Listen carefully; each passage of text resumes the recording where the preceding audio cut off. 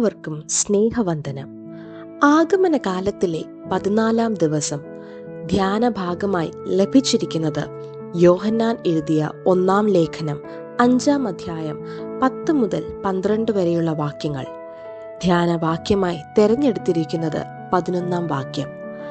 ആ സാക്ഷ്യമോ, ദൈവം നമുക്ക് നിത്യജീവൻ തന്നു, ആ ജീവൻ അവന്റെ പുത്രനിൽ ഉണ്ട് എന്നുള്ളത് തന്നെ.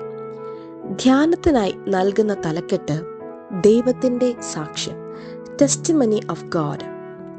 ഏക മനുഷ്യനാൽ പാപവും പാപത്താൽ മരണവും ലോകത്തിൽ പ്രവേശിച്ചു.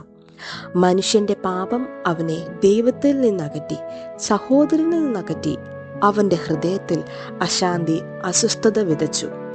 ഇങ്ങനെ തകർന്ന തരിപ്പണമായ മനുഷ്യനെ നിത്യമരണത്തിൽ നിന്ന് ഉദ്ധരിച്ച് നിത്യജീവന്റെയും സ്വർഗത്തിന്റെയും അവകാശിയാക്കി തീർക്കുക എന്ന ദൈവിക പദ്ധതിയാണ് ക്രിസ്തുവിന്റെ മനുഷ്യാവതാരത്തിലൂടെ ആരംഭിക്കപ്പെടുന്നത്.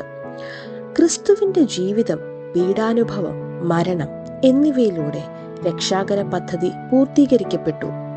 അവന്റെ ഉയർത്തെഴുന്നേൽപ്പ് നമുക്ക് നിത്യജീവൻ സാധ്യമാണ് എന്ന ഉറപ്പും നൽകി. ഈ യാഥാർത്ഥ്യം നമ്മെ ബോധ്യപ്പെടുത്തുന്നതാണ് വേദഭാഗത്തെ ധ്യാനചിന്ത. ഈ ഭാഗത്ത് നിന്ന് 2 ചിന്തകൾ പങ്കുവയ്ക്കുന്നു. 1. ദൈവം ജീവന്റെ ഉറവിടവും ജീവദാതാവും. God is the source and giver of life. മനുഷ്യനെ ദൈവം സൃഷ്ടിക്കുമ്പോൾ മണ്ണുകൊണ്ട് ഒരു രൂപമുണ്ടാക്കി മൂക്കിൽ ജീവശ്വാസമൂതി. അപ്പോൾ മനുഷ്യൻ ജീവനുള്ള ദേഹിയായി തീർന്നു. മനുഷ്യൻ പാപം ചെയ്തതിനാൽ ദൈവം മനുഷ്യനെ അണിയിച്ച തേജസ്സും ജീവനും നഷ്ടമായി. മനുഷ്യന് നഷ്ടപ്പെട്ട തേജസ്സും ജീവനും തിരികെ നൽകുവാൻ ജീവദാതാവിന് മാത്രമേ കഴിയുകയുള്ളൂ.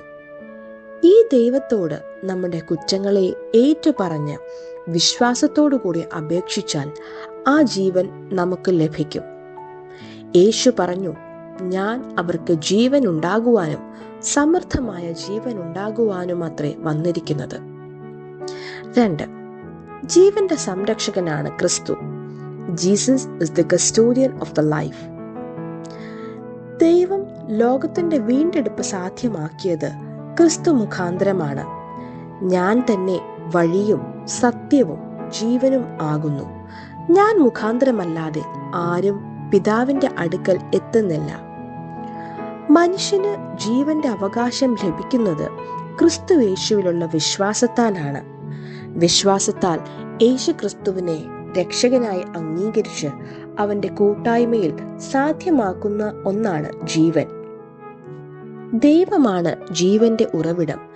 ദൈവപുത്രനാണ് ആ ജീവൻ നമുക്ക് നൽകുന്നത്. ആ ജീവന്റെ ഉറവിടമായ ദൈവത്തിൽ ആശ്രയിച്ചുകൊണ്ട് നമുക്ക് ജീവിക്കാം. നമുക്ക് പ്രാർത്ഥിക്കാം. ജീവന്റെ ഉറവിടമായ ദൈവമേ, അങ്ങയുടെ പുത്രൻ ഞങ്ങൾക്ക് നേടിത്തന്ന ജീവന്റെ ചൈതന്യമുള്ളവരായി ജീവിപ്പാൻ സഹായിക്കണമേ. ആമേൻ.